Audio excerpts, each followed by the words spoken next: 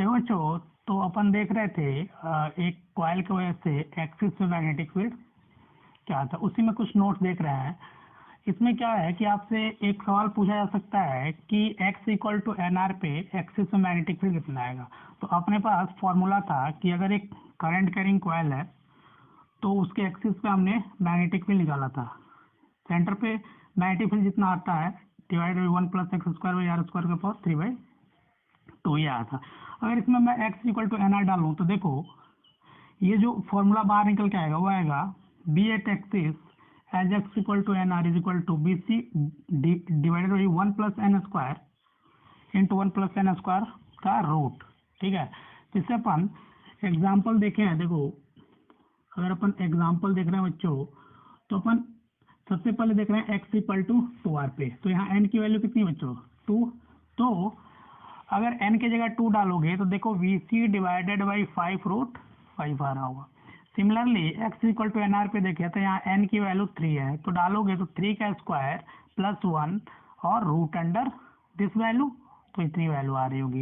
इसी तरह 4 है, n की वैल्यू यहाँ पे कितना बच्चों, यहाँ n की जो वैल्यू है वो 4 है, तो 4 का स्क्वायर करो उसमें 1 जोड़ो, तो 4 का स्क्वायर कितना 16 प्लस 1 17 और उसका रूट कर दो, तो ये आंसर आ रहा होगा ना।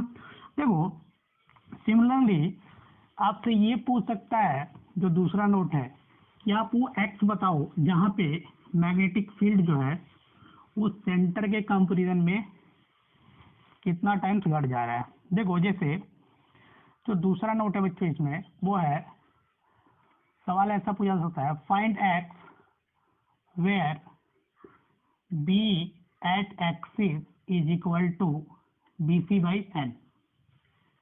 तो देखो फॉर्मूला था अपने पास, तो बी एट एक्सिस था B C by N is equal to, इसको करोगे तो B C divided by 1 plus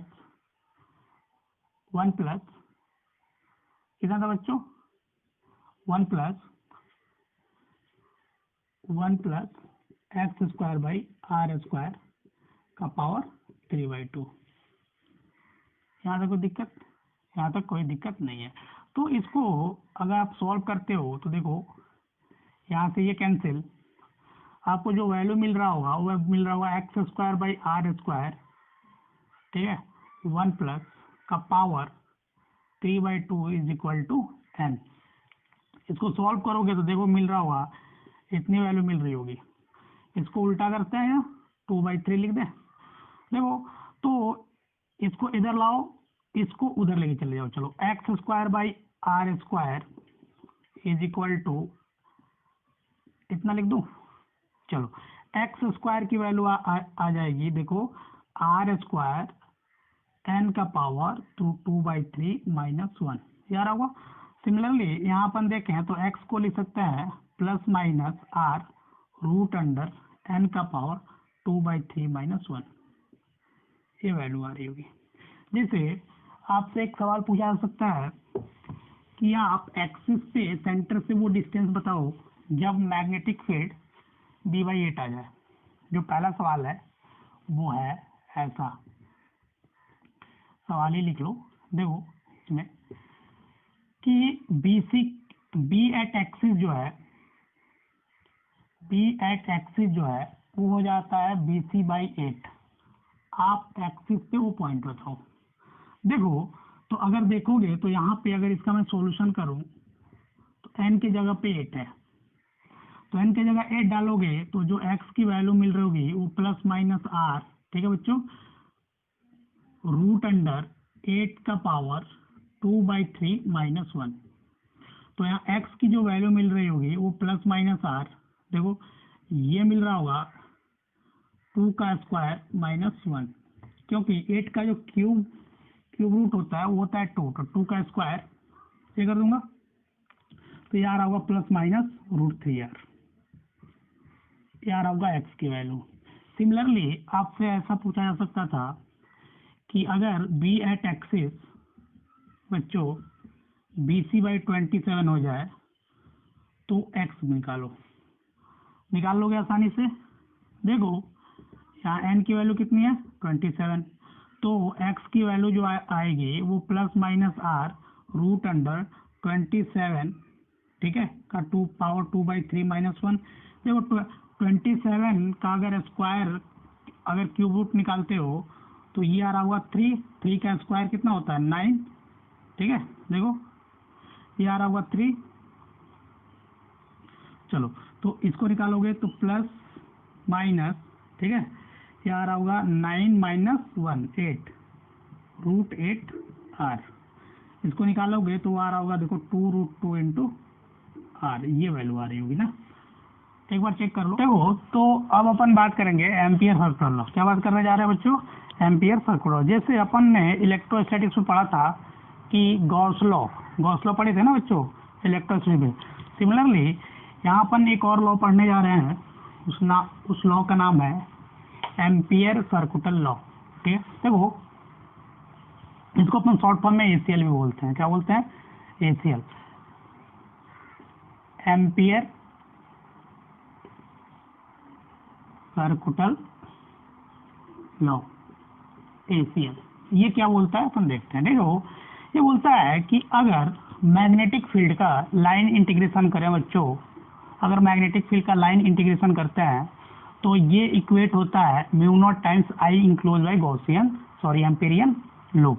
देखो ये इसका अगर स्टेटमेंट लिखोगे तो लिख लो line integral of magnetic field, line integral of magnetic field in closed loop is equal to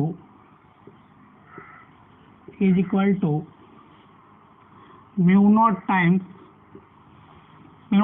total current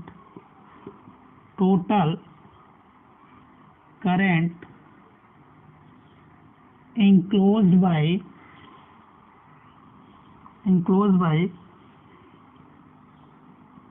Amperian loop in vacuum. इसको समझते हैं।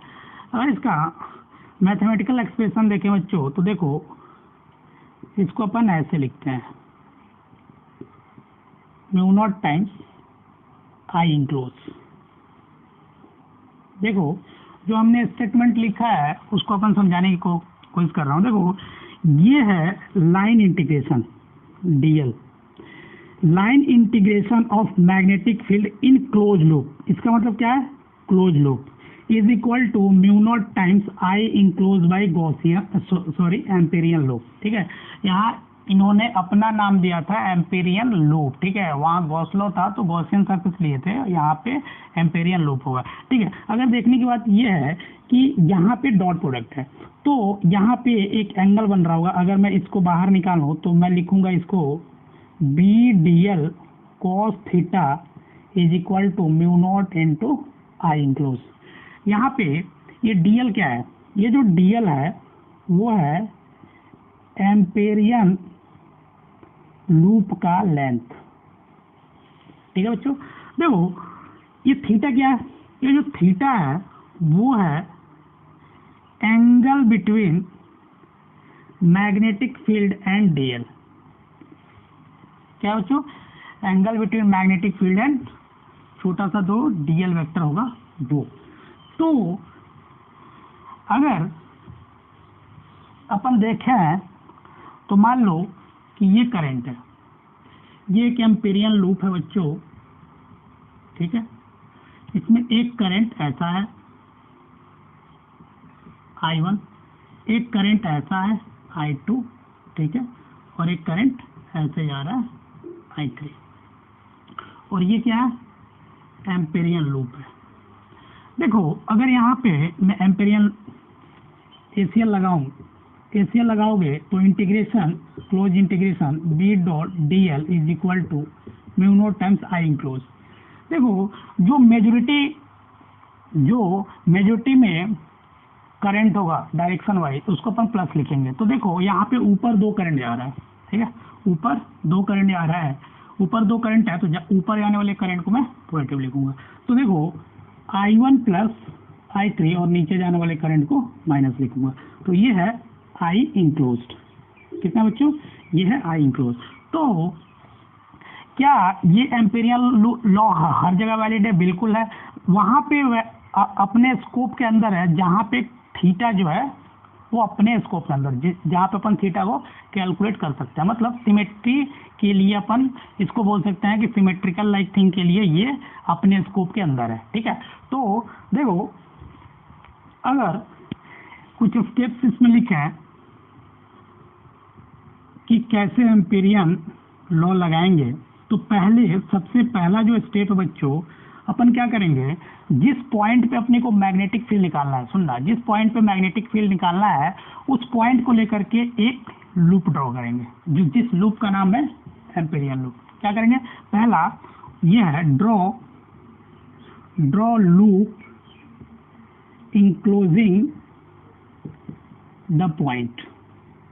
जिस पॉइंट पे अपने को निकालना है बच्चों, वहां पे अपन एक एम्पिरियन लूप ड्रॉ करेंगे, पहला काम। जो दूसरा काम है वो है आई इंक्लोज का कैलकुलेशन करना। Calculate enclose current. जो एम्पिरियन लूप में ड्रॉ करूंगा उस एम्पिरियन लूप में कितना करंट आया, नेट करंट, उसको मैं कैलकुलेट करूंगा। और तीसरा काम होगा अप्लाई एसीएल। अब लगा दो एसीएल, एम्पिरियन लूप लगा दो। इसको अपन देखेंगे, ठीक है, अपन जब इसका एप्लीकेशन देखेंगे एसीएल का, तो अपन देखेंगे कि अपन अपने को कैसे अप्लाई करना है। देखो अगर यहाँ नोट देखें, तो अगर नोट देखोगे, कोई नोट देख लेते हैं। नोट ये है कि जो पहला नोट है बच्चों वो ये है कि अपने स्कोप की बात मैं कर रहा था कि अपने स्कोप में एसीएल कहाँ आएगा, तो वहां पे आएगा जहां पे थीटा जो होगा वो 0 डिग्री हो जाए, 180 डिग्री हो जाए और 90 डिग्री हो जाए। ठीक है बच्चों, मतलब एंगल बिटवीन, लिख लो, angle between magnetic field and DL vector should be 0 degree, 180 degree and 90 degree at each point of curve। Curve के हर एक पॉइंट पे इतना होना चाहिए।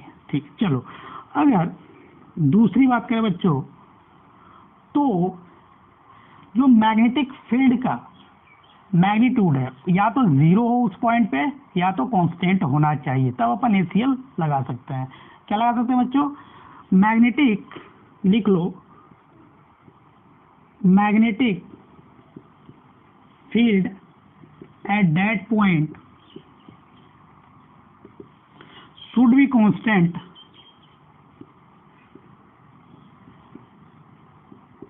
और 0। देखो मैं ये बात क्यों बोला हूं, देखो अपने को पता है कि अपने पास एसीएल का फॉर्मूला ऐसे है।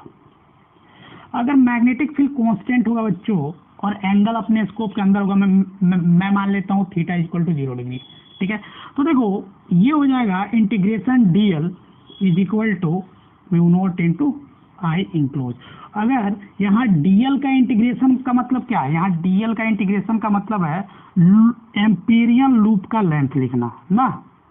एम्पिरियन लूप का लेंथ ही तो है कि छोटे छोटे लेंथ का समीशन ही तो है इंटीग्रेशन ऑफ डीएल। ठीक है, तो इसका मतलब क्या है बच्चों, इसका मतलब ये है। इसीलिए ये कैलकुलेशन अपने स्कोप के अंदर है। जब थीटा कितना हो, 0 डिग्री हो, 180 डिग्री और 90 डिग्री, और magnitude of magnetic field should be constant at that point, in case the scope to apply the ACL at that point is easy for us. ठीक है, इसीलिए अपन इसका यूज करते हैं। देखो कुछ एप्लीकेशंस देखते हैं, इस बिहाफ पे ये चीजें और क्लियर हो जाएगी कि मैं ये बात क्या बोल रहा था। देखो अपन देखने जा रहे हैं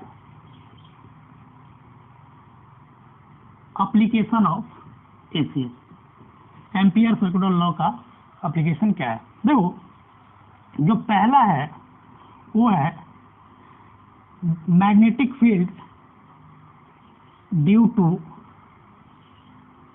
long current carrying wire, current carrying wire. देखो एक वायर है, ये लॉन्ग है मतलब इनफाइनाइट वायर, और एक पॉइंट है यहाँ जो कि इस वायर से कितने डिस्टेंस पे है, आर पे। I want to calculate the magnetic field intensity due to this long wire at the point P. For that, I am going to use ACL here. हाँ, मैं क्या कर रहा हूँ यहाँ ACL यूज करने जा रहा हूँ। तो सबसे पहला काम क्या है, एक एम्पेरियन लूप ड्रॉ करना। ऐसा एम्पेरियन लूप ड्रॉ करना बच्चों जहाँ पे ACL लगाना अपने स्कोप में हो, ठीक है। देखो तो मैंने क्या किया, एम्पेरियन लूप आर रेडियस का, देखो वायर ऐसा था तो मैंने ऐसे कर लिया, ठीक है। ये देखो ये ऐसा है वायर, मान लो ऐसे वर्टिकल प्लेन में है, ठीक है। तो मैंने ऐसे एक ड्रॉ किया इस पॉइंट को, जिस पॉइंट पे अपने को निकालना था उस पॉइंट को लेकर के मैंने क्या किया, एक लूप बनाया। अब मैं क्या करूंगा, ACL लगाऊंगा। तो जैसे यहाँ ACL यूज करूंगा बच्चों, तो देखो यहाँ पे DL वेक्टर देखो, और मैग्नेटिक फील्ड इधर, तो थीटा की वैल्यू कितना है, 0 डिग्री, ठीक है। चलो यहाँ पे थीटा 0 मिल गया, अपने को चाहिए था। और मैग्नेटिक फील्ड भी कांस्टेंट है, आर पॉइंट पे अपन देखे थे। देखो तो मैं B integration DL is equal to mu naught, इस लूप में पूरा कितना करंट आ गया, I, तो I इंक्लोज I के बराबर हो गया। तो B इंटू इस DL, ये देखो ये क्या है, एक सर्किल है ना, सर्कुलर लूप है, तो इसका थोड़ा थोड़ा मतलब पेरीमीटर ही होगा ना। जब मैं ऐसे ऐसे जोड़ूंगा पूरे को, तो 2 pi R is equal to mu naught into I enclose. तो यहाँ पे जो मैग्नेटिक फील्ड बन रहा है P पॉइंट पे, वो आ रहा है mu naught I divide by 2 pi R, अपन देखे भी थे, ठीक है बच्चों।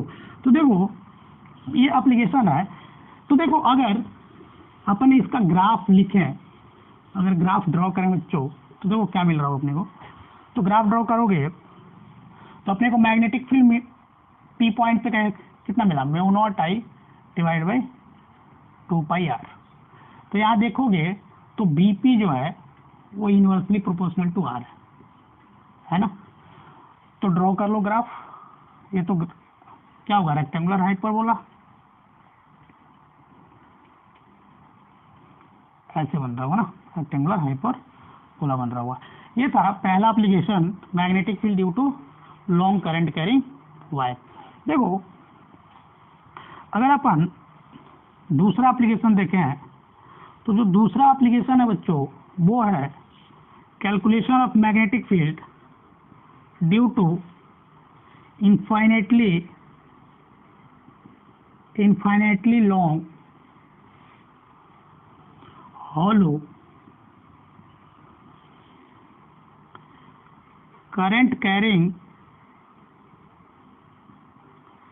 कंडक्टर या सिलेंडर बोलो, ठीक है।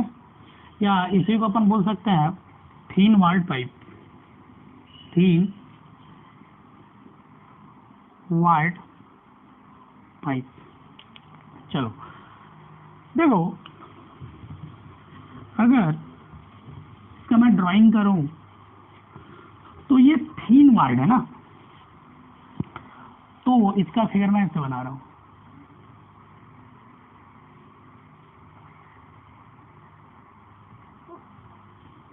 इसका एक्सिस है और ये इनफाइनाइट है ना, और इसमें जो करंट होगा बच्चों ये वॉल के थ्रू जा रहा होगा ना, वॉल पे ही करंट होगा, ये क्रॉस सेक्शन पे करंट नहीं है। मैं मान लिया कि इससे I करंट जा रहा है, कितना करंट जा रहा है, और इसकी रेडियस कैपिटल आ रहा है। यहाँ कोई दिक्कत, यहाँ कोई दिक्कत नहीं है। देखो एक पॉइंट मैं यहाँ लेता हूँ 1, एक पॉइंट इसके सरफेस पे लेता हूँ 2, और एक पॉइंट इसके अंदर लेता हूँ 3। तो ये तीनों पॉइंट पे इसकी वजह से मैं मैग्नेटिक फील्ड कैलकुलेट करना चाहता हूँ। तो देखो मान लो कि यहाँ से ये आर डिस्टेंस पे, ये यहाँ से कैपिटल आर होगा और ये यहाँ से स्मॉल आर। हर एक केस में मैंने क्या बताया कि अपने को सबसे पहले एक एम्पेरियन लूप ड्रॉ करना होगा। मैंने इसको मान के एक एम्पेरियन ड्रॉ किया। सिमिलरली यहाँ जब निकालूंगा तो यहाँ एक ड्रॉ कर दूंगा, सिमिलरली यहाँ निकालूंगा तो एक यहाँ ड्रॉ कर दूंगा, ठीक है। और इस एम्पेरियन लूप में आई इंक्लोज निकालूंगा। तो अगर अपन देखें फर्स्ट पॉइंट पे, केस 1 लेता हूँ, केस 1 लेता हूँ। जो पहला पॉइंट है बच्चों वो इस सिलेंडर से बाहर है, मतलब एक आउटसाइड पॉइंट है। अगर वहां ACL यूज करूं बच्चों तो देखो BDL is equal to mu naught into I enclose. अगर मान लो कि ये वो हॉलो पाइप है, इसमें करंट जा रहा है, इसके ऐसे सरफेस से होकर के करंट बह रहा है, और यहाँ एक पॉइंट है बच्चों, यहाँ पॉइंट है, तो मैं अगर यहाँ ACL ऐसे लगाऊं, ऐसे एम्पेरियल लूप अगर ऐसे ड्रॉ करूं, तो इससे बहने वाली करंट इस लूप के अंदर ही आ रही है। तो इस लूप ने कितना करंट जो इस हॉलो पाइप में बह रहा था, तो अपन यहाँ आई इंक्लोज देखें तो आई इंक्लोज जो है आई के बराबर है। और DL क्या है, देखो सर्कुलर लूप लिया मैंने, तो यहाँ पर लिख दूं B into 2πr is equal to mu naught into I, बाहर वाले पॉइंट के लिए कोई दिक्कत नहीं है। तो B एट फर्स्ट पॉइंट जो आ रहा है वो आ रहा है mu naught I divided by 2πr। यहाँ तो कोई दिक्कत, यहाँ तो कोई दिक्कत नहीं। तो यहाँ अंदर वाले बाहर वाले पॉइंट के लिए जो मैग्नेटिक फील्ड आ रहा है वो आ रहा है इनवर्सली प्रोपोर्शनल टू R। यहाँ तो कोई दिक्कत, यहाँ तक कोई दिक्कत नहीं होगा ना। चलो देखो, अगर मैं सेकेंड पॉइंट पे आऊँ बच्चों, तो केस 2 लेता हूँ at the surface of cylinder. तो देखो अगर मैं केस 2 लिखूं, मतलब R is equal to R, just मैं सरफेस पे हूँ, तो देखो यहाँ पे अगर एम्पीरियल लूप यहाँ ड्रॉ कर किया हूँ मैं, तो इतना एम्पीरियल लूप का लेंथ कितना होगा 2π कैपिटल R। तो यहाँ डायरेक्ट लिख दूँ B into 2π capital R is equal to mu naught into, इसमें भी टोटल करंट आ गया ना, म्यू नॉट इंटू आई। तो यहाँ पे अगर B एट 2 पॉइंट देखूँ तो mu naught I divided by 2π capital R आ रहा। यहाँ तो कोई दिक्कत, यहाँ तो कोई दिक्कत नहीं है। देखो अगर अपन केस 3 देखें बच्चों, तो केस 3 देखोगे तो मैं इनर पॉइंट की बात कर रहा हूँ, इनर पॉइंट के लिए, ठीक है। चलो अगर अपन इनर पॉइंट पे आ जाए, तो मैंने क्या बताया था, ये हॉलो है, हॉलो है और इसके सरफेस से करंट फ्लो हो रहा है, न कि इसके अंदर से, मटेरियल से कोई करंट फ्लो नहीं हो रहा बच्चों। तो अगर अंदर कोई करंट ही नहीं है, तो ये जो एम्पीरियल लूप होगा, इसके चलते जो आई इंक्लोज हुआ होगा बच्चों, ये तो जीरो है, ये जीरो है। तो देखो यहाँ पे अगर B into 2πr is equal to mu naught into zero, I enclose की वैल्यू कितना है बच्चों, यहाँ जीरो, क्योंकि मटेरियल से तो कोई करंट ही नहीं बह रहा है, सरफेस से करंट जा रहा है क्योंकि हॉलो है। तो देखो अंदर वाले पॉइंट के लिए ये जीरो है मैग्नेटिक फील्ड, यहाँ पे कोई दिक्कत, यहाँ पे कोई दिक्कत नहीं। देखो अगर अपन देखें यहाँ, इसके चलते अगर ग्राफ प्लॉट करना चाहें, तो देखो अगर ग्राफ ड्रॉ करना चाहते हो तो ग्राफ तो ड्रॉ कर ही लोगे। देखो यहाँ मैं ग्राफ ड्रॉ कर दे रहा हूँ, ये B है और ये R है, ये मैं सरफेस की बात कर रहा हूँ, और यहाँ से तो यहाँ तक जीरो है ना बच्चों, अंदर तो जीरो है, कोई मैग्नेटिक फील्ड ही नहीं है। और मान लो कि यहाँ से ये बाहर के लिए ऐसा है, ये जो पिक है ये R इक्वल टू R वाला है, तो इस पे मैग्नेटिक फील्ड कितना है, mu naught I divide by 2π capital R। तो ये है मैक्सिमम। तो यहाँ पे देखोगे तो जो 2 पॉइंट पे मिल रहा है वो B मैक्स मिल रहा है इसको। तो अगर कोई पूछता है आपसे कि एक हॉलो सिलेंडर है, मैक्सिमम फील्ड कहाँ मिल रहा होगा बच्चों, सरफेस पे। कहाँ मिल रहा होगा, सरफेस पे मिल रहा होगा, और जीरो मिल रहा है इनसाइड। यहाँ पे कोई दिक्कत, यहाँ पे जो मैग्नेटिक फील्ड था वो था mu naught I divide by 2π small r, अपन देखे थे ना बाहर वाले पॉइंट के लिए, इनवर्सली रेक्टेंगुलर हाइपरबोला बन रहा है। तो ये ग्राफ है। अगर अपन एक नोट देखें इसमें, तो ये नोट बहुत ही क्लियर है, ये बात आपको शायद ही पता होगी। देखो इस केस में एक नोट बताता हूं मैं आपको। हमने क्या किया, एक infinitely long thin hollow cylinder का कंडक्टर लिया है ना, इसकी रेडियस जो है R है। और ये बात आपको पता है बच्चों कि अगर कोई भी करंट कैरिंग कंडक्टर है, तो मैंने आपको बताया था कि जो नेट मैग्नेटिक फील्ड होता है वो तो होता है बाहर, अपन देख भी चुके हैं, लेकिन नेट मैग्नेटिक इलेक्ट्रिक फील्ड बाहर कितना होता है, जीरो। तो याद रखना बाहर वाले पॉइंट के लिए इलेक्ट्रिक फील्ड की value zero, magnetic field not equal to zero. Similarly यहाँ पे जो इसके अंदर देखो इलेक्ट्रिक फील्ड भी जीरो होगा और मैग्नेटिक फील्ड भी जीरो होगा। लेकिन जस्ट इसके सरफेस पे देखोगे बच्चों तो दोनों नॉन जीरो होता है।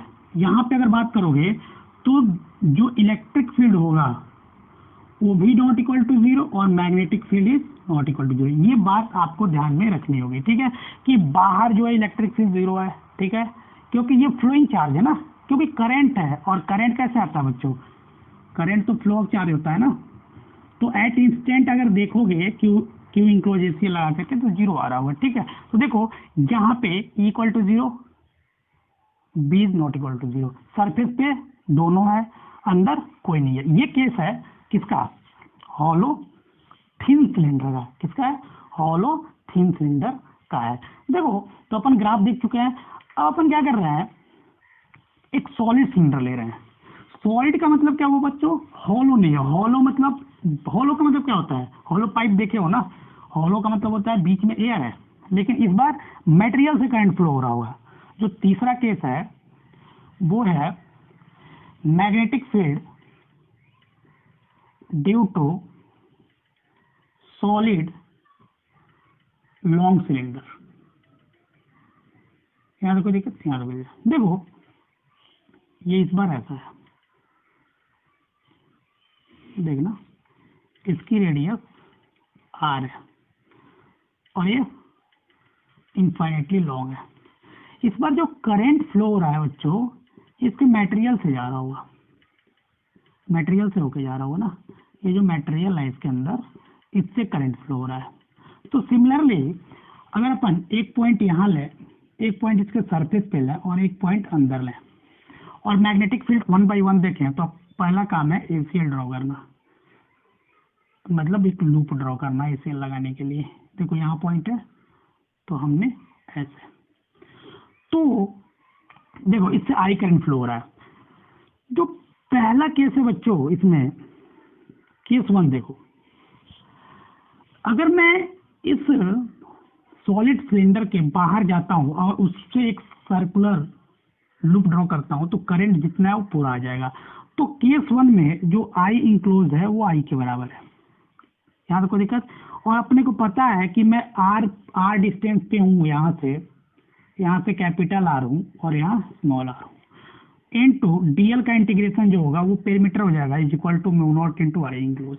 तो यहाँ से अगर बाहर वाले पॉइंट पे वापस कैलकुलेट करते हो तो देखो सॉलिड हो या हॉलो सेम मैग्नेटिक फील्ड आ रहा है।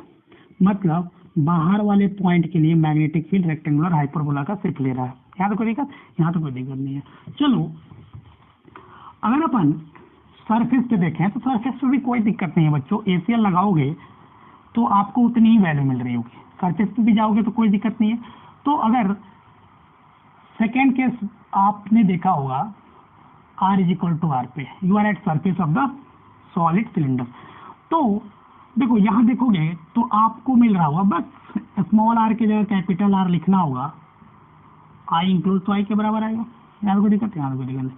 तो बी जो आ रहा होगा वो आ रहा होगा mu naught I divided by 2 pi capital are, यहाँ तो कोई दिक्कत, यहाँ तो कोई दिक्कत। लेकिन अगर इस बार अगर मटेरियल के अंदर जाते हो, मतलब आप इस बार सॉलिड सिलेंडर के अंदर जा रहे हो, सॉलिड सिलेंडर के अंदर जो है करंट फ्लो हो रहा है, इस बार क्या ये पूरा करंट ही इसमें इंक्लोज हो रहा है, नहीं।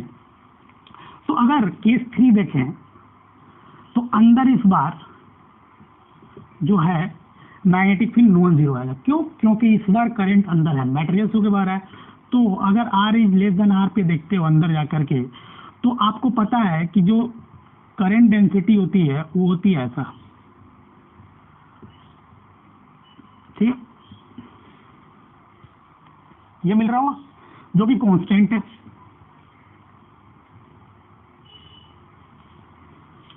कोई दिक्कत नहीं है। देखो आई करंट, मैं इससे बोल रहा हूँ कि आई डैश इंक्लोज हो गया, ये जो छोटा लूप है इससे आई डैश करंट इंक्लोज हो गया।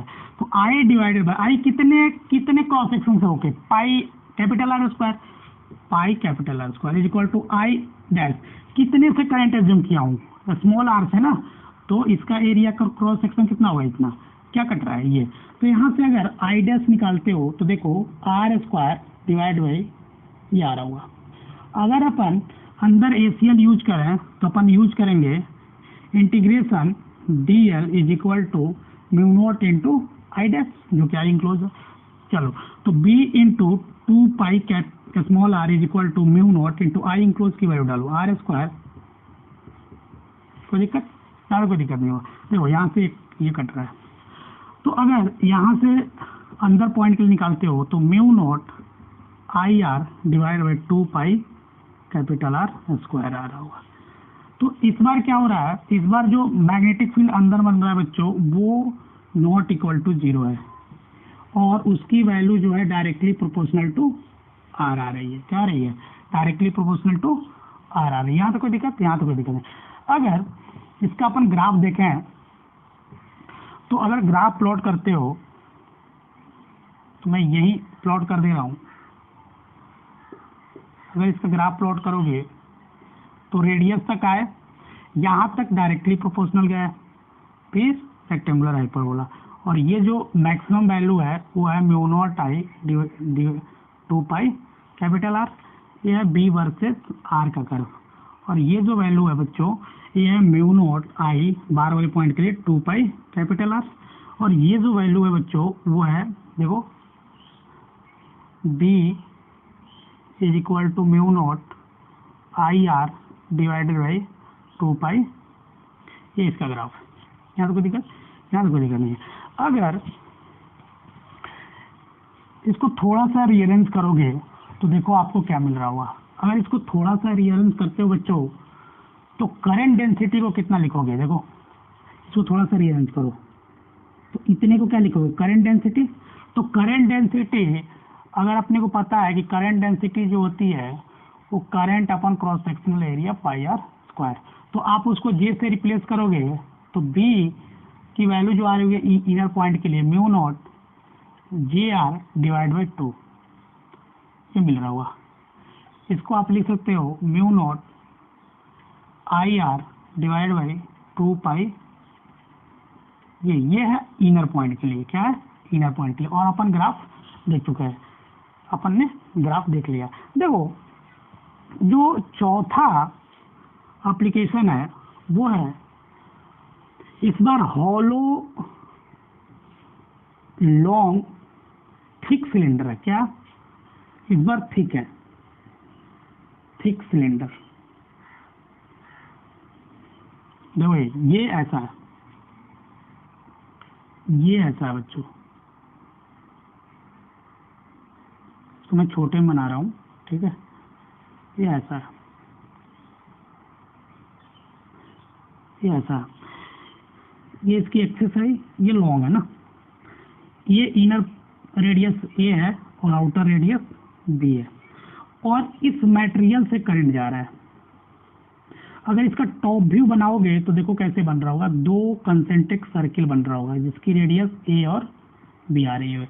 अगर कोई बंदा यहाँ से देखता है बच्चों, अगर कोई बंदा यहाँ से देखता है, ठीक है, अगर कोई बंदा यहाँ से देखता है टॉप व्यू, अगर इसका टॉप व्यू बनाओगे तो देखो क्या बन रहा होगा। अगर टॉप व्यू बनाऊं तो दो कंसेंट्रिक सर्किल बन रहा होगा। ये है इसका टॉप व्यू, ए और बी, और इसी मटेरियल से करंट फ्लो हो रहा है, इसी मटेरियल से आई करंट फ्लो हो रहा है ना, इसी मटेरियल से कितना करंट फ्लो हो रहा है, इसी मटेरियल से आई करंट फ्लो हो रहा है। यहाँ तो कोई दिक्कत? देखो एक पॉइंट यहाँ है 1, ठीक है, एक पॉइंट यहाँ है 2, एक पॉइंट यहाँ है 3 और एक पॉइंट है यहाँ 4। अपने को चारों पॉइंट पे ACL यूज करके मैग्नेटिक फील्ड निकालना है। चलो देखते हैं। ये टॉप व्यू बनाया था। देखो अगर आप इसको सॉल्व करोगे तो क्या मिल रहा होगा। अगर इसको सॉल्व करोगे तो फर्स्ट पॉइंट के लिए लिखो केस 1। अगर केस 1 देखते हो तो जो R की वैल्यू है वो ग्रेटर देन V है, मतलब आप बाहर वाले रेडियस से भी बाहर हो, ठीक है। तो देखो अगर यहाँ ACL यूज करोगे तो ये टोटल करंट ही आ रहा होगा, तो इस केस में जो I इंक्लोज होगा बच्चों ये I के बराबर होगा।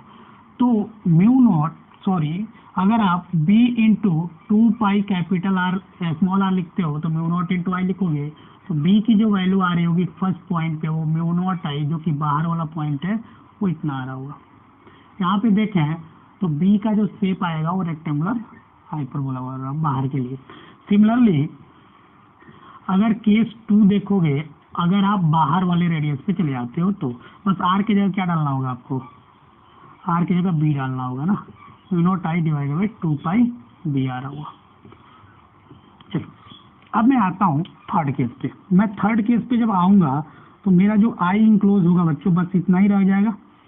देखो थर्ड पॉइंट यहाँ पे था ना, तो आई इंक्लोज कितना होगा, अगर थर्ड पॉइंट पे आओगे तो ये हो जाएगा आई इंक्लोज, यहाँ से ये आर डिस्टेंस है तो ये आई इंक्लोज होगा। चलो मैं थर्ड केस लेता हूँ। जो थर्ड केस है उसमें जो आर पॉइंट है ए से बड़ा है और बी से छोटा है। यहाँ तो देखो, यहाँ तो देखो अगर अपन करंट डेंसिटी देखें तो आई कितना में बह रहा है, pi square by A square. I dash में मानता हूँ इसमें बह रहा है, ये जो है इसमें आई डैश इंक्लोज हुआ तो divided by pi R square minus A square, क्योंकि यहाँ से यहाँ तक आर है और ये तो इतना ही बह रहा है तो आर पाई आर स्क्वायर जितना क्रॉस सेक्शन एरिया माइनस कर दूंगा तो ये आई डैश आ रहा होगा। तो यहाँ से अगर आई डैश निकालोगे तो देखो क्या होगा, आई डैश आ रहा होगा R square minus A square, sorry R square minus A square divided by B square minus A square into I. अब मैं ACL यूज कर रहा हूँ। अगर मैं ACL यूज करूँ बच्चों तो देखो अगर ACL यूज करते हो तो आप लिखोगे B into 2 pi R D L is equal to mu naught into I dash, mu naught into I dash की वैल्यू डाल दो R square minus A square divided by B square minus A square into I. तो जो B मिल रहा होगा third point पे वो मिल रहा होगा mu naught I divided by 2 pi R square minus A square divided by B square minus A square. ये मैग्नेटिक फील्ड मिल रहा होगा इस रीजन में।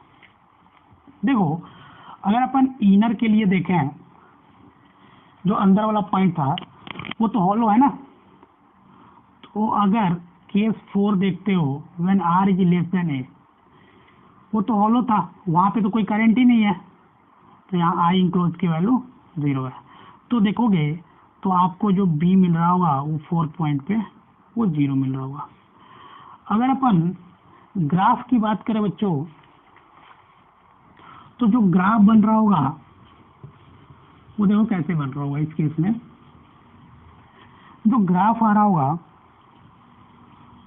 वो देखो कैसा बन रहा होगा।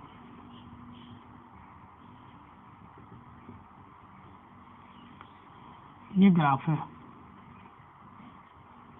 ये है मैग्नेटिक फील्ड, ये है R is equal to A line, ये है R is equal to B, ठीक है। यहाँ तक तो 0 था, यहाँ तक मैग्नेटिक फील्ड 0 था। इसके बाद ये ऐसे जाएगा, ठीक है, फिर ऐसे हो जाएगा, ठीक है। ये मैग्नेटिक फील्ड वर्सेस आर का कर्व, ये थोड़ा सा ऐसे जाएगा, ठीक है बच्चों। ये R is equal to B वाली जो वैल्यू होगी वो मैक्सिमा होगी, उसकी वैल्यू आ रहेगी mu naught I divided by 2 pi B. ये जो लाइन है यहाँ तक तो कोई दिक्कत नहीं हुआ। तो ये था ACL का एप्लीकेशन।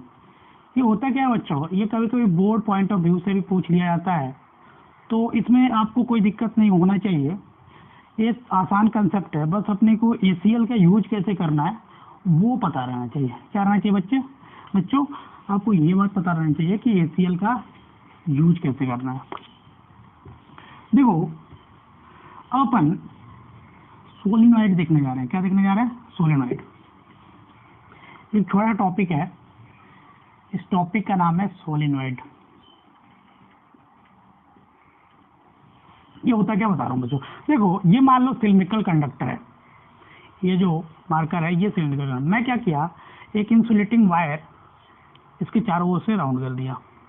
तो जब मैं इसको इस लेंथ पे मैं इस पे वायर लपेटना चालू किया तो मैं पूछूंगा कि मान लो कि इसका लेंथ L है, तो मैंने L लेंथ पे कितना टर्न्स लपेटा, ठीक है। तो यूनिट लेंथ पे जितना मैं निकालूंगा उसको बोलते हैं टर्न डेंसिटी। क्या बोलते हैं? Turn density. अपन जो बात करने जा रहे हैं वो बात करेंगे अपन सबसे पहले इनफाइनाइटली लॉन्ग सोलिनॉइड और फिर फाइनाइट सोलिनॉइड की बात करेंगे, ठीक है।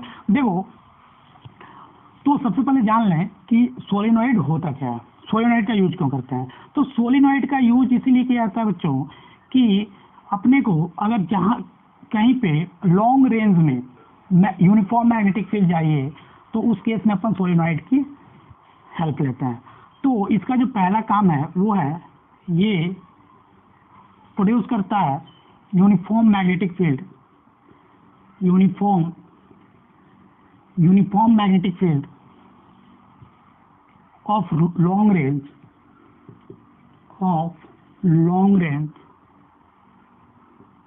along its axis. ये अपने एक्सिस के अबाउट लॉन्ग रेंज में मैग्नेटिक फील्ड प्रोड्यूस करता है। एक बात और याद रखना कि मैग्नेटिक फील्ड जो आउटसाइड होती है सोलिनॉइड की, अगर वो आइडियल स्टेट है तो जीरो होता है।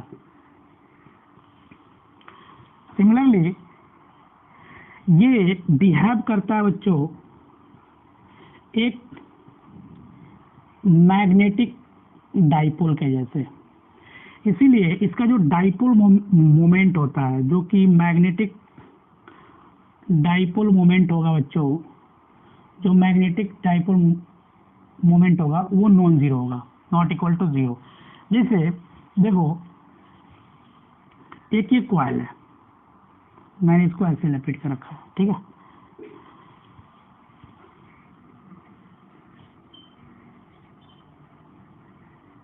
ये मैंने इसको बनाया, थोड़ा अच्छे से बना दे रहा हूँ, ठीक है। मान लो करंट ऐसे फ्लो हो रहा है,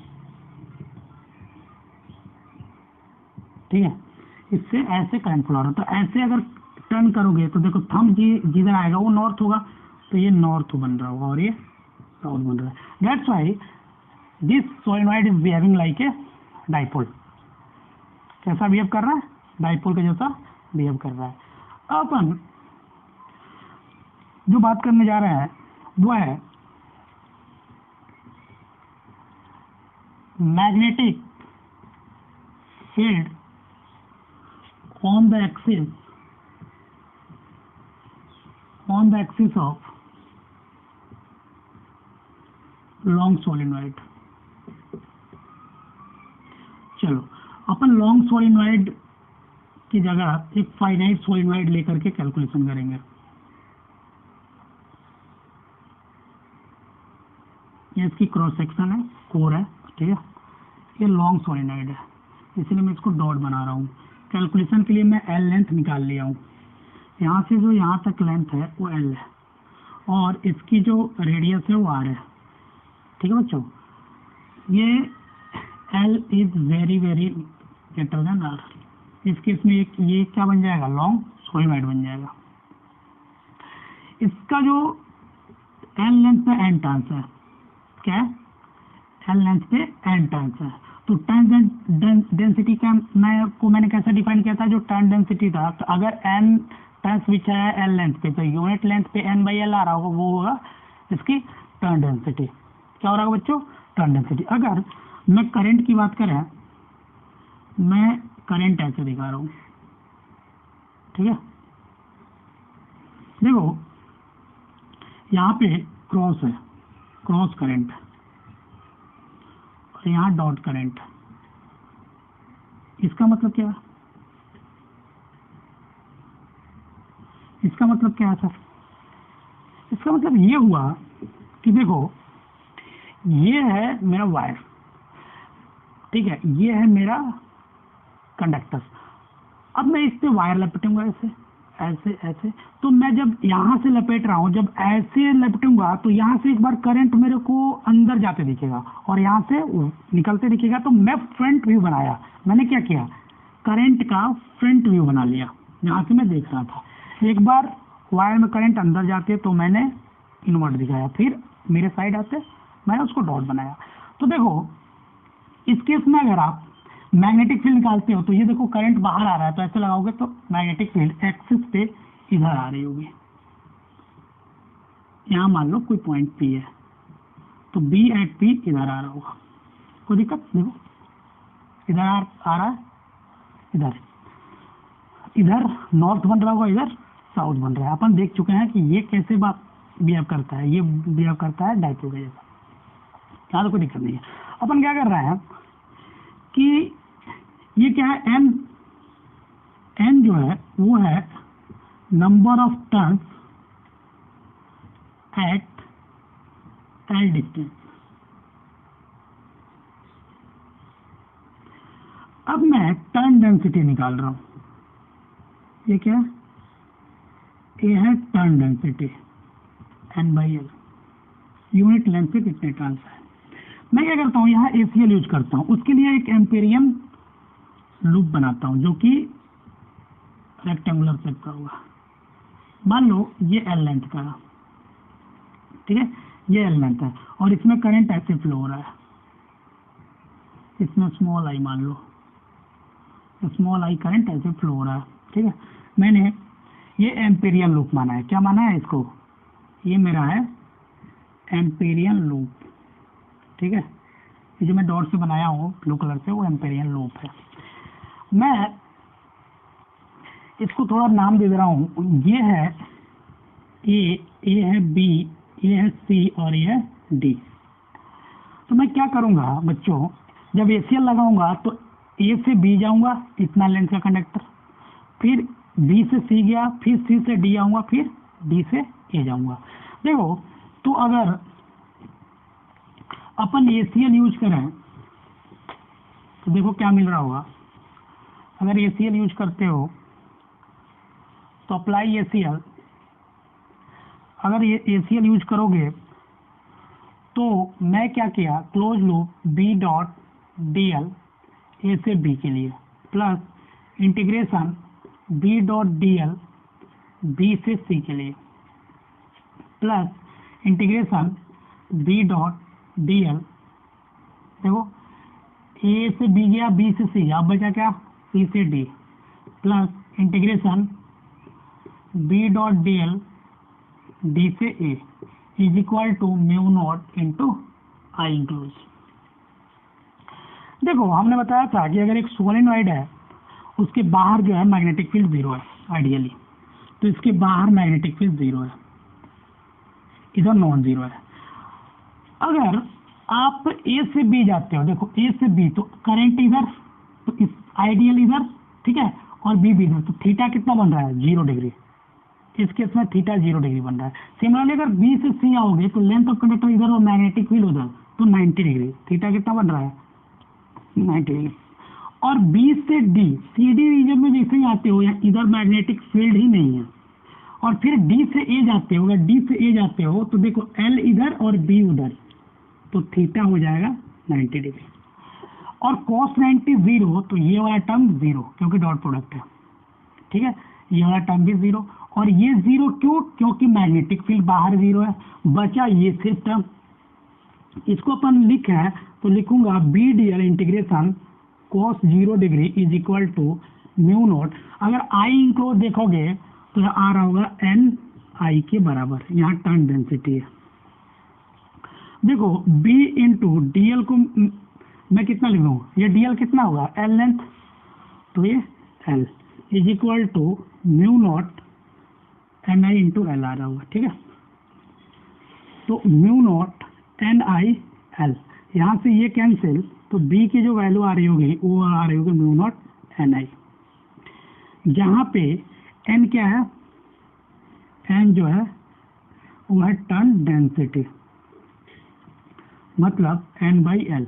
तो अगर नंबर ऑफ टर्न्स के बिहाफ पे अगर फॉर्मूला को लिखूं तो ये ऐसे आ रहा होगा, जहाँ पे n क्या है, नंबर ऑफ टर्न्स कितने लेंथ पे, l क्या है, लेंथ ऑफ सोलेनॉइड। याद रखिएगा म्यू नॉट की वैल्यू तो पता है आपको। देखो तो ये है, ये क्या बच्चों, ये है सोलेनॉइड के एक्सिस पे मैग्नेटिक फील्ड। अगर अपन यहाँ कुछ नोट्स लिखे बच्चों, तो क्या मैग्नेटिक फील्ड का जो फॉर्मूला आ रहा है वो क्रॉस सेक्शन एरिया पे डिपेंड कर रहा है, क्या उसके मटेरियल पे डिपेंडेंट है, क्या मीडियम चेंज करें तो फॉर्मूला चेंज हो जाएगा, ठीक है, यूनिफॉर्म है कि नॉन यूनिफॉर्म।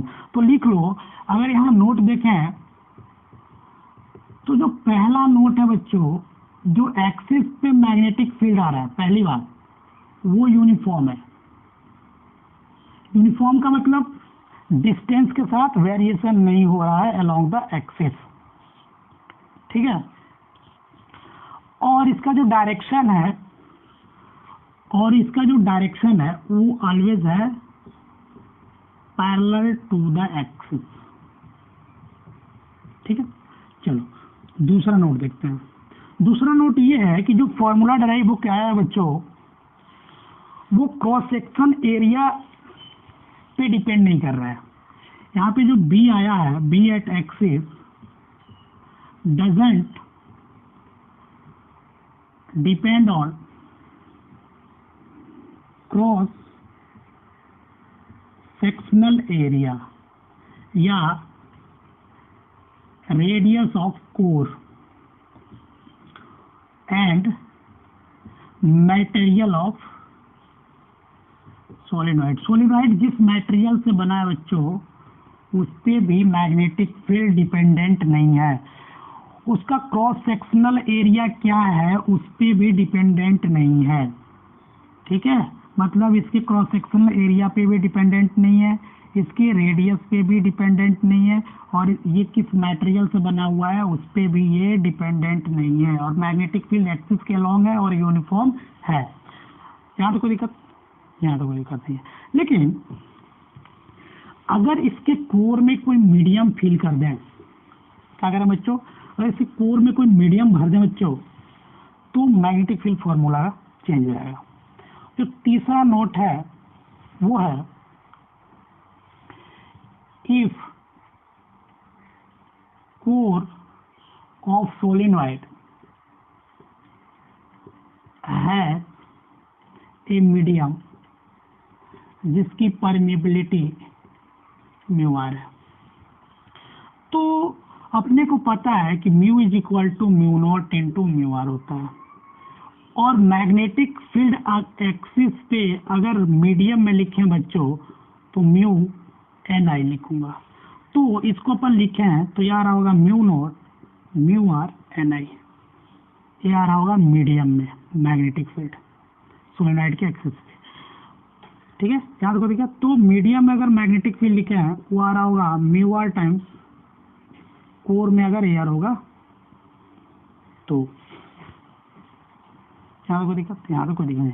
देखो अपन चौथा नोट लिखते हैं। अगर मान लो कि मैं क्या करता हूं कि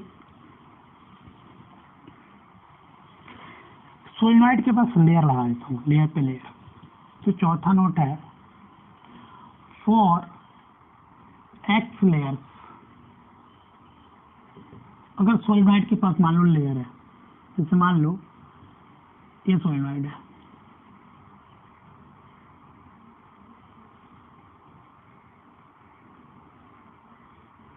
इसके पास मान लो बहुत सारा लेयर है, एक्स लेयर्स है, इसके एक्स लेयर्स है, ठीक है, इसमें करंट आई है।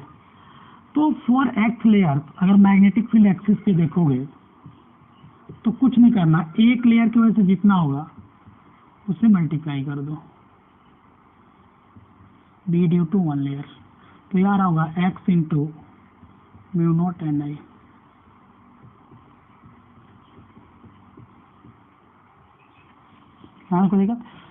यहाँ तक कोई दिक्कत नहीं हुआ होगा।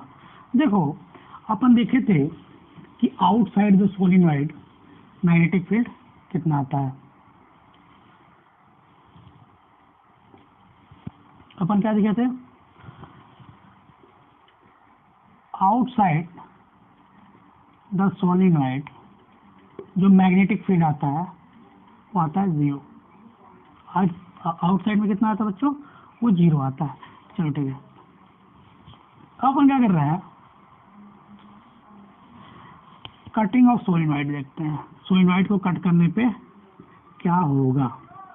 अगर सोलिनॉइड को कट करेंगे बच्चों तो क्या होगा, याद रखना अगर अपन सोलिनॉइड को कट करें तो जो टर्न डेंसिटी होगी, याद रखना बच्चों, जो टर्न डेंसिटी होगी वो कांस्टेंट रहेगी।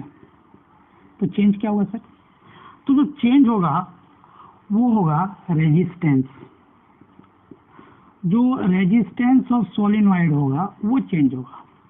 अब रेजिस्टेंस चेंज होने का मतलब कि करंट चेंज हो रहा होगा, क्या चेंज होगा, रेजिस्टेंस ऑफ सोलिनॉइड चेंज। और जिससे रेजिस्टेंस ऑफ सोलिनॉइड चेंज होगा तो उसमें फ्लो होने वाली करंट चेंज होगी।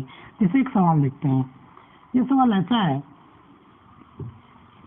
एक सोलिनॉइड है, इनफाइनाइट सोलिनॉइड है, मैं उसका एल पार्ट लेके बता रहा हूँ, ठीक है। सवाल ऐसा है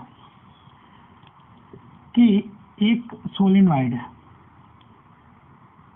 ठीक है, इसकी लेंथ एल है, एल लेंथ मैंने दिया, इनफाइनाइट है, इसमें और इसका इस पे टर्न कितना है, इतना, इसकी रेडियस आर है, करंट फ्लो रहा है। इस केस में जो मैग्नेटिक फील्ड आ रहा है एक्सिस में वो अपने को गिवन है, वो है बी। अब जो दूसरा पार्ट है वो बोला क्या है कि इसको मैंने आधा आधा काट लिया, आधा काटने के बाद इसको मैं ऐसे बिछा दिया लेयर वाइज। अब बताओ मेरे को कि जो नया मैग्नेटिक फील्ड बनेगा वो कितना बनेगा, ऐसा सवाल है। तो अपने को पता है बच्चों कि अपन कट करेंगे तो लेंथ जो बन रहा होगा वो बन रहा होगा L/2, और जो नंबर ऑफ टर्न्स आएंगे वो N/2 आ जाएंगे। आधा आधा काटे हैं तो जितना यूनिफॉर्म है तो जितना इधर लेंथ होगा N/2 उधर N/2, ये अपने को पता है।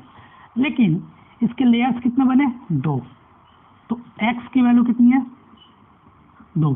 मैंने आपको ये बताया था कि फॉर्मूला लेयर्स की किसमें कितना है, अगर टर्न डेंसिटी कांस्टेंट आएगी, आपको मैं बताया था, अगर नहीं है तो कैलकुलेट कर लो। टर्न डेंसिटी कितना आ रहा है, N/2 divided by L/2 is equal to N/L is equal to constant. पहले भी इतना ही आया था, अभी भी इतना ही आ रहा है, कोई दिक्कत नहीं है। तो अगर इस केस में मैग्नेटिक फील्ड लिखोगे तो x mu naught Ni, x की वैल्यू कितना है, 2, तो 2 म्यू नॉट Ni आ रहा होगा इसका आंसर। ये ना सिंपल है सवाल, यहाँ कोई दिक्कत नहीं होगा। देखो एक और सवाल देख लेते हैं। सवाल ऐसा है कि देखो सवाल ऐसा है,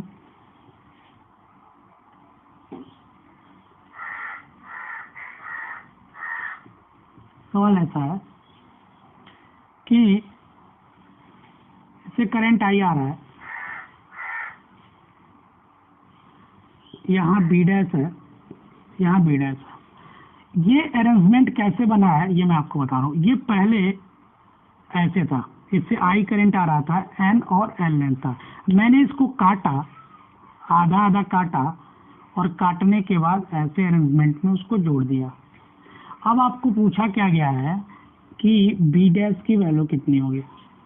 देखो काटने के बाद टर्न डेंसिटी तो कांस्टेंट रहेगी, टर्न डेंसिटी सेम है एन और एन। इसका जो रेजिस्टेंस होगा वो आधा आधा हो जाएगा। पहले रेजिस्टेंस R था तो I करंट फ्लो हो रहा होता, ये मान लो R/2 आ गया, ये R/2। तो I करंट कितने से जा रहा था, R से, अब R/2, तो यहाँ पे आ रहा होगा I/2 और यहाँ आ रहा होगा I/2। अब इसके चलते मैग्नेटिक फील्ड निकालना है तो आपके पास सॉल्यूशन बन जाएगा B dash is equal to mu naught Ni/2। तो म्यू नॉट Ni इससे बन रहा था तो आप लिख सकते हो B dash is equal to B divided by 2। अगर इस केस में B बन रहा होगा मैग्नेटिक फील्ड तो इसमें जो होगा B डैश की वैल्यू इतना बन रहा होगा। देखो अब अपन बात करने जा रहे हैं, ये था इनफाइनाइट का केस, इनफाइनाइट सोलिनॉइड। अब अपन बात करने जा रहे हैं फाइनाइट सोलिनॉइड की। क्या करने जा रहे हैं बात, फाइनाइट सोलिनॉइड। देखो जो दूसरा पार्ट है वो है फाइनाइट सोलिनॉइड। देखो ऐसा है अच्छे से बना लो, ठीक है। इसकी लेंथ L है, इसकी रेडियस R है, ये फाइनाइट है। यहाँ एक पॉइंट है, ये इस एंड से और इस एंड से, इससे मैंने इससे परपेंडिकुलर पास किया। यहाँ जो एंगल बन रहा है वो बन रहा है बच्चों, यहाँ जो एंगल बन रहा है वो θ2 बन रहा है, और यहाँ जो एंगल बन रहा है वो θ1 बन रहा है। यहाँ मान लो अल्फा है और यहाँ मान लो बीटा एंगल बन रहा है। यहाँ तक को दिक्कत, यहाँ तक को दिक्कत है। तो देखो इसमें करंट इस बार क्रॉस ले आऊँ, इसमें डॉट, ठीक है, यहाँ देखना ये डॉट। देखो ये जो P पॉइंट पे मैग्नेटिक फील्ड बनेगा, मैं इसका डेरिवेशन नहीं कर रहा हूँ, mu naught Ni divide by 2 sine θ1 plus sine θ2 है। याद रखना यहाँ जो एंगल का सेंस है बच्चों, ये याद रखना कि इस परपेंडिकुलर से ये किस सेंस में, ये किस सेंस में। देखो अगर मैं अल्फा को लिखूं तो 90 माइनस θ1 लिखूंगा, सिमिलरली अगर बीटा लिखूं तो 90 माइनस θ2 लिखूंगा। तो यहाँ पे अगर आप अल्फा और बीटा के टर्म में लिखना चाहोगे फॉर्मूले को, तो देखो B एट P लिखोगे, वो लिखोगे mu naught Ni by 2 cos alpha plus cos beta आ रहा होगा, ये फॉर्मूला निकल रहा होगा ना, को देखा। सिमिलरली अगर फॉर लॉन्ग सोलेनॉइड देखते हो इसी फॉर्मूले से, अगर फॉर लॉन्ग सोलेनॉइड देखते हो तो लॉन्ग सोलेनॉइड करोगे तो ये लॉन्ग चला जाएगा, ये बहुत दूर चला जाएगा, हाँ, फॉर लॉन्ग सोलेनॉइड। तो ये एंगल 90 डिग्री और ये भी एंगल 90 डिग्री, ये फॉर लॉन्ग सोलेनॉइड है। तो 90 डिग्री इस वाले फॉर्मूला में डाल दो, तो B एट P आएगा mu naught Ni by 2 sine 90 degree plus sine 90 degree. इसकी वैल्यू जो आ रही होगी वो आ रही होगी म्यू नॉट Ni, क्योंकि साइन 90 1 होता है, 1 होता है, 1 प्लस 1 2 हो जाएगा, एक यहाँ से 2 से ही कैंसिल। तो B एट P जो आ रहा होगा वो म्यू नॉट Ni के बराबर आ रहा होगा। यहाँ तो कोई दिक्कत, अपन देखेगा। अगर इंड्स की बात करें बच्चों, तो अगर इसके किसी भी इंड पे जाते हो फाइनाइट सोलेनॉइड के, तो वो आपको क्या मिल रहा होगा। अगर एट इंड्स बात करते हो तो अल्फा को 90 डिग्री लिखोगे तो बीटा को 0 डिग्री लिखना पड़ेगा। फॉर्मूला में डालोगे तो B at ends is equal to BC1 is equal to BC2 is equal to mu naught Ni by 2 आ रहा होगा। यहाँ तो कोई दिक्कत, यहाँ तो कोई दिक्कत। अगर एक ग्राफ प्लॉट करें बच्चों, अगर एक ग्राफ प्लॉट करें, मान लो कि ये फाइनाइट सोलेनॉइड है,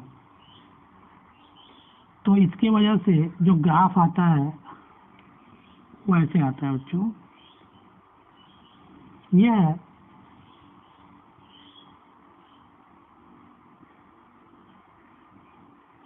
ठीक है, ये है maximum BP mu naught Ni। यहाँ जो बनता है बच्चों, यहाँ पे जो वैल्यू आती है इंच पे, ये है इंड 1, ये है इंड 2। यहाँ जो वैल्यू आता है एंड पे वो आता है आधा, BP by 2 is equal to mu naught Ni by 2। देखो इसको मैं थोड़ा सा एक्सटेंड करके सोलेनॉइड भी बना ही दे रहा हूँ। ये है वो सोलेनॉइड, फाइनाइट लेंथ का मैं सोलेनॉइड बना रहा हूँ, ये वो सोलेनॉइड है, ये उसके एंड से यहीं पे सोलेनॉइड बना दे रहा हूँ मैं, ये वो सोलेनॉइड है, ठीक है। जो ये सोलेनॉइड है, इसका एक एंड यहाँ पे है जिसको मैंने C1 बोला था, इसको C2 बोला था। ये इसके चलते